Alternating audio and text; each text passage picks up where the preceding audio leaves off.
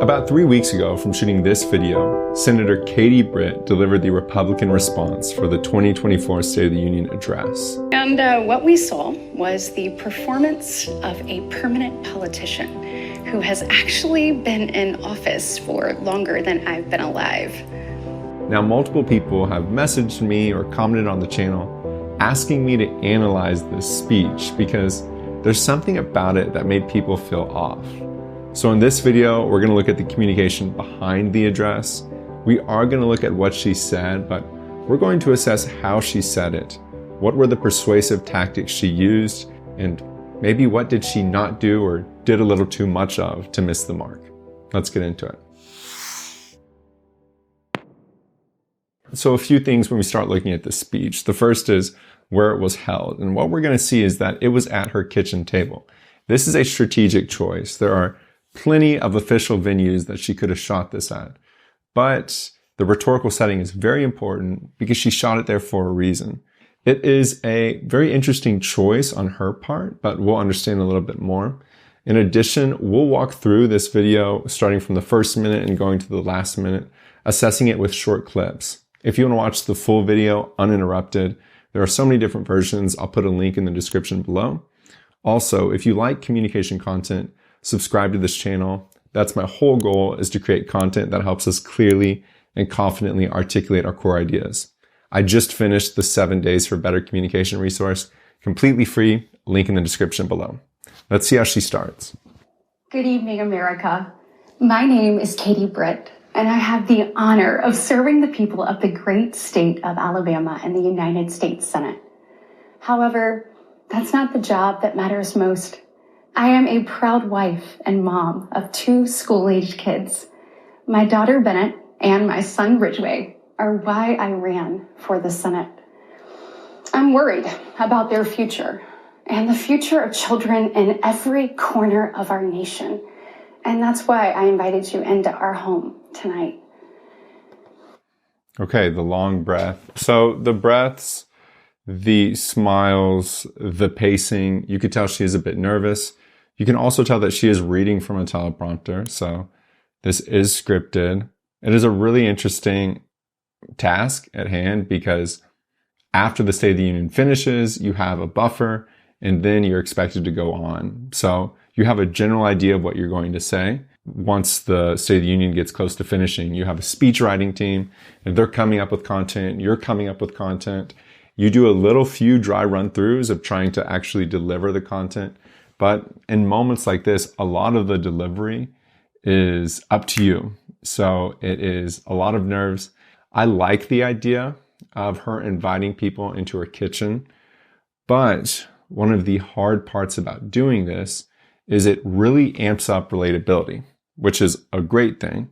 But whenever you amp up relatability, it can then be hard to criticize the President of the United States, right? Those are 2 different lanes, but let's see how she picks up. So many families across America. My husband, Wesley, and I just watched President Biden's State of the Union address from our living room. And what we saw was the performance of a permanent politician who has actually been in office for longer than I've been alive. One thing was quite clear, though. Politician who has actually been in office for longer than I've been alive. Focusing on delivery, very important. You want to focus on how you're delivering. You have your speech writing team, they come up with the content, but whenever the lights are on and the cameras are rolling, oftentimes you put a lot of pressure to yourself to be like, hey, I got to make sure I deliver this content because nobody else can help me with delivery. It's up to me. You can definitely tell emphasis on positive emotion, but also emphasis on reaction. So one thing was quite clear, though. Like that face. I've been alive. One thing was quite clear, though. That is a very expressive emotion and expressive reaction. We do that in casual conversation. So the vibe that's coming off in this is casual. It's relatable. It's in the kitchen. Because the truth is, we're all worried about the future of our nation.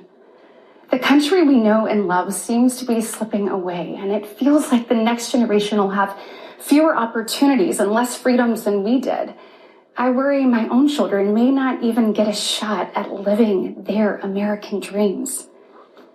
My American dream allowed me, the daughter of two small business owners from rural Enterprise, Alabama, to be. Okay, it works there. The positive disposition and the smile, it works when she's retelling her origin story.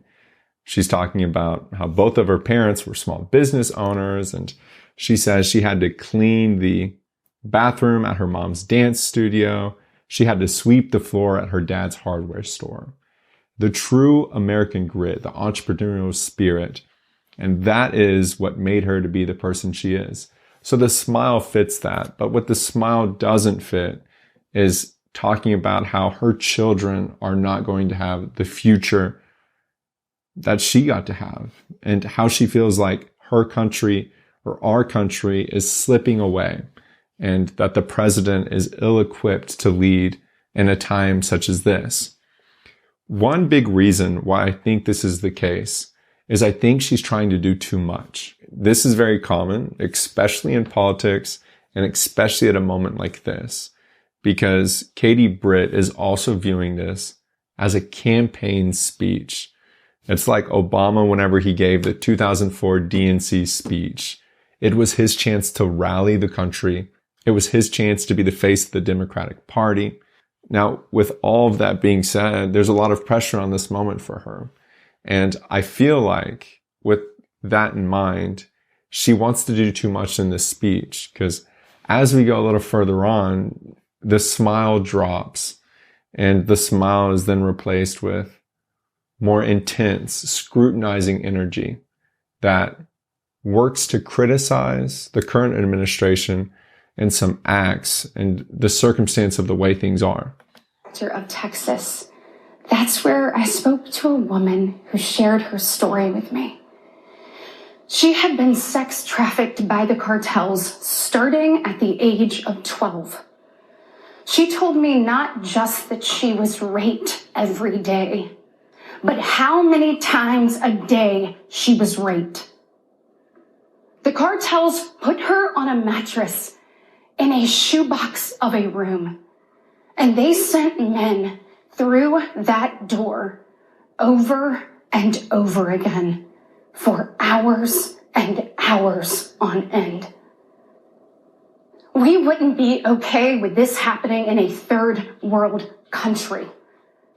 This is the United States of America, and it is past time, in my opinion, that we start acting like it. So this emotion that we see right here is much different than the disposition that we saw at the beginning of the video. The biggest difference being the lack of the big smile, right? The smile, whenever we see that, for instance, let's go back. When we see that smile, it communicates to us that she is actively thinking about delivery. We call this self-presentation, actively thinking about how we present ourselves to others. In this case, it's the camera and the camera crew behind her. Whenever you are heavily thinking about delivery, it's really hard to have that emotional roller coaster, because with emotion management, what feels most natural to us is, say over here is the absolute negative, and over here is the absolute positive. So a huge smile over here, big frown over here. Whenever we see a shift in emotion, particularly with public addresses like this, we don't expect someone to go right here all the way to up here. What we expect is progressive.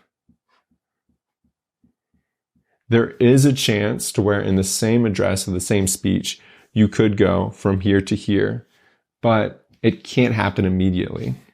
I remember whenever I was in college, I saw a police interrogation, and the police would use this tactic to where they'd be kind and happy, and they'd say, oh, hey, your room actually looks pretty good, or this is really neat. And then all of a sudden they'd switch and they'd be like, so what are you doing? Or what were you doing? Or why are you doing this? And it catches the other person off guard to the point to where they start fessing up, because it's so odd.